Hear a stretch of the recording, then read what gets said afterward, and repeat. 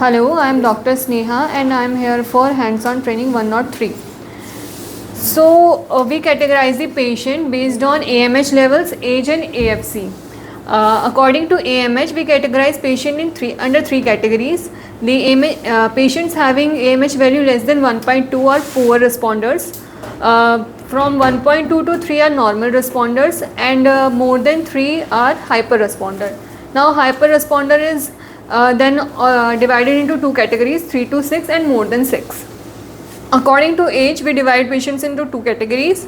Less than 35 are normal responder and more than 35 years are poor responders. Then AFC counts. If AFC count is less than 5, then it is poor responder or poor ovarian reserve. More than 5 is normal. Now, according to AFC, we can correlate the AFC count with AMH. When AFC count is less than 5, then AMH is roughly less than 1.2. If AFC count is between 10 to 15, then AMH will be between 1.2 to 3. If AFC count is between 15 to 20, then AMH level will be between 3 to 6.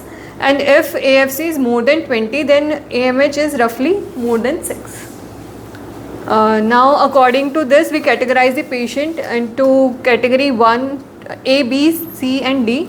In category 1, patients having AMH less than 1.2 are category 1. Then in category B, we put the patient having AMH values 1.2 to 3. In category C, we have the patient having AMH value more than 3 to 6. And in category D, we have the patients having AMH value more than 6. And talking about the incidence of these categories, the category B with AMH values between 1.2 to 3 are the most common, followed by category C in which AMH value is more than 3 to 6, then followed by category 1 with AMH value less than 1.2, and then last is category 4 with AMH level more than 6. Thank you.